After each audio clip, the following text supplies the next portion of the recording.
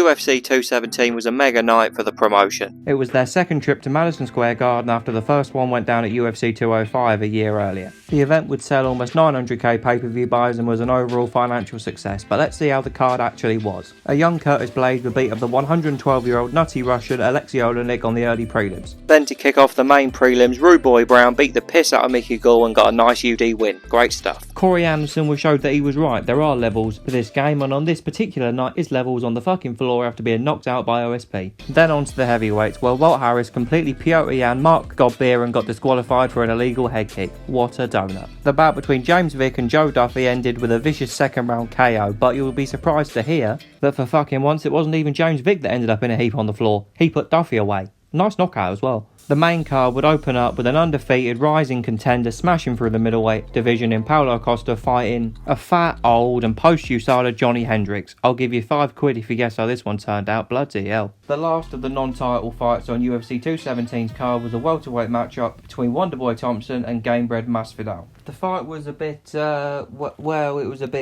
a bit shit, I'm not going to lie to you, but nice win for Wonderboy. This would also be the last fight before Jorge would take a year off and then come back and take the UFC by storm in 2019. Then we got into this card's real juicy meat with the first of the 3 title fights, where undisputed strawweight champion Joanna Jędrzejczyk was expected to run straight through Rose Namajunas. And that was exactly what... No, it wasn't. Fucking hell, Rose. Jesus, what a hook that was. New champion at strawweight. Fuck me. Alright. Then in the co-main event, we had a bantamweight title bout in between bitter rivals Garbrandt and Dillashaw. No Love looked like an absolute fucking god against Cruz. There was no way this little snake was going to be... Oh, for fuck's sake, I forgot his chin was made out of G-strings. But no, on a serious note, what a performance from TJ, and he was now the undisputed bantamweight champion of the PED. UFC, sorry about that. Then on to the main event, where UFC middleweight champion and UK legend Michael Bisping fought top contender Robert Whittaker. No, he didn't. Okay. No, he rematched Luke Rock. No. Okay. No, who'd he fight then?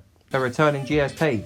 In a weight class he never fought in. Alright, fucking spot on. Surely the over 4-year layoff and the fact it was a whole new weight division will make this a step too far for the legendary Canadian. At least that's what I thought, but I was fucking wrong because GSP completely dominated. Fucking wonderful, Bisping. Well done, mate. GSP would then go on to have a naughty 33-day reign as middleweight champion before vacating and then later retiring. Fucking result.